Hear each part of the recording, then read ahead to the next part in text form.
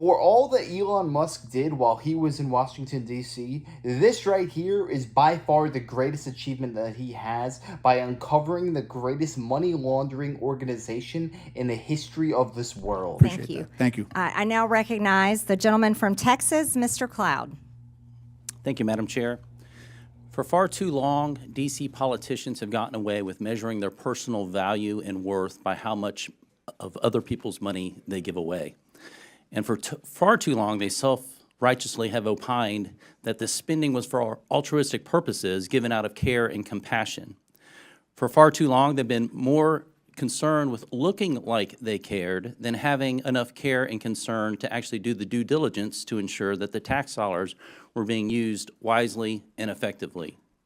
And for far too long, those of us who've worked to uncover waste, fraud, and abuse have had to deal with what amounts to an unconstitutional fourth branch of permanent bureaucracy that has too often worked to ignore, obfuscate, delay, and frustrate our efforts to bring transparency and oversight. Over the last few weeks, the DOGE effort has begun to uncover not only how massive the waste, fraud, and abuse is, but also the extent at which D.C. politicians and too many obstinate bureaucrats have coordinated to create what is essentially the largest money laundering scheme in history. And while Americans have been working to make ends meet, they have been using taxpayer dollars to fund unnecessary, egregious, and even evil things here at home and around the world. Thankfully, in DOGE, we have a president bringing the leadership needed and a focused effort, along with the talent, technology, tools, and transparency to this waste, fraud, and abuse.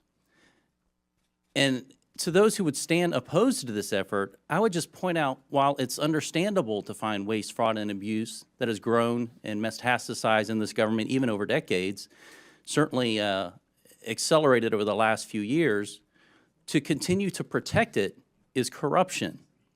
I want to thank the chair for beginning this war on waste on this side of Pennsylvania Avenue and bringing together this committee. This effort is so important as we work to relieve the Americans, people of this burden of waste, fraud, and abuse. Mr. Talcove, you mentioned in your written statement and talked about it in your statement at the beginning that this waste, fraud, and abuse is a national security threat. And certainly one of the challenges facing us that is a national security threat is our fiscal situation. And so we have got to find ways to find savings to the American people in order to bring confidence to the bond markets, to put our country on a fiscal footing, and to reverse the curse, so to speak, that we are placing on our children and our grandchildren. You mentioned a couple threats, though. You mentioned internal threats. You said that these cases involve government employees, individuals entrusted with administering benefits who, instead of using their positions to approve fraudulent claims, override security controls, or even sell sensitive claimant information for profit. Now, this is not every federal employee for sure, but within the context of people who are trying to give their best effort, we have an internal threat. But you also mentioned transnational fraud rings, terrorist organizations, nation states, North Korea, nuclear weapons programs funded by our tax dollars, China, Nigeria, Iran, Romania, Russia, not our friends necessarily that are being funded by taxpayer dollars. Could you give us some examples of how this is happening? Yeah. So when you think about what happened during the pandemic, $1 trillion was stolen. 70% of that money went overseas. And I can give you some examples. In a Western state, they had more people applying for unemployment insurance benefits than they had individuals over 18. The people that were stealing the money from Romania were using it to facilitate other fraud schemes that include fentanyl, that include doing things to impact our democracy. On the insider threat, right, the first thing you have to say, and my dad was a public servant, is 99% of people that work in the public sector are honest, hardworking individuals. But there are some, and what you need is data and technology to root that out. There were examples during the pandemic. There were some examples even of last week where people got into the Medicaid system in a Western state and stole $50 million in less than 4 months.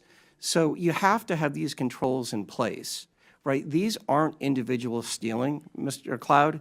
These are organized criminal groups, both domestic and transnational.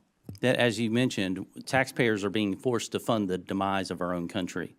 Mr. Winston, I wanted to ask you, because there's a lot of talk about reconciliation right now. You mentioned Medicaid and what could be done to bring a pretty substantial amount of savings, and this is without affecting those who truly need Medicaid and for what the purpose of the program was extended for. Now, The gentleman's time has expired. The last time I checked, I thought that committing fraud was a crime. I thought this was punishable by jail, but it seems that if you're involved in the Washington, D.C. swamp, you were just able to get away with it for years upon years upon years. I'm just waiting for the day that the hammer of justice is going to fall. Because if you or I did any of these things, we'd be locked away in Guantanamo and we would never see the light of day again. But if you work for government, you can get away with it scot-free. It's ridiculous, and this is exactly what Donald Trump means when he talks about the swamp. We can't keep allowing stuff like this to happen. In fact, Elon Musk did uncover all of the stuff that's going on in USAID and all these nonsense programs.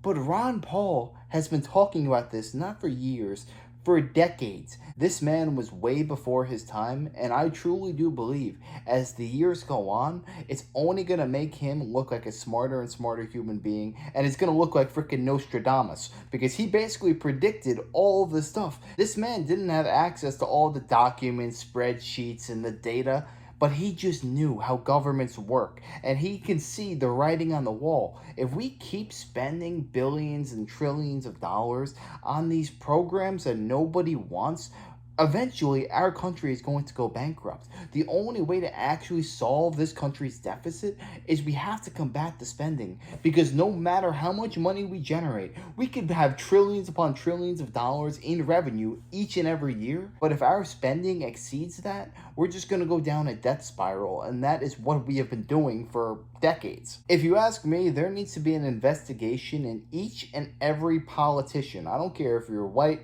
Black, Republican, Democrat. I don't care if you're religious, you're not religious. Everybody needs to be investigated for fraud, because I'm sick and tired of hearing about these politicians who make $200,000 every single year, but their net worth is in the hundreds of millions of dollars. Do you have any reasonable explanation as to why that is? Because if you ask me, you're doing favors to people in exchange for boatloads of money. That's the only explanation in my mind. But you know what? If you just so happen to be the world's greatest investor, let us know. We'll copy your trades. We'll do exactly what you do, and we'll get rich as well. But I think we all know that's not the case. They're selling out the American people just to enrich themselves. They don't care about the consequences it leaves for you and I. They only care about becoming more powerful. And that's the last type of person that you want in Washington, D.C. running your government. I believe it was President Harry Truman who said, "Nobody is getting rich in politics unless you're a crook." And that statement right there hits the nail on the head. That's why these politicians don't get paid millions of dollars, because you should want to do it for the betterment of your country, to make this place better and brighter for the younger generations.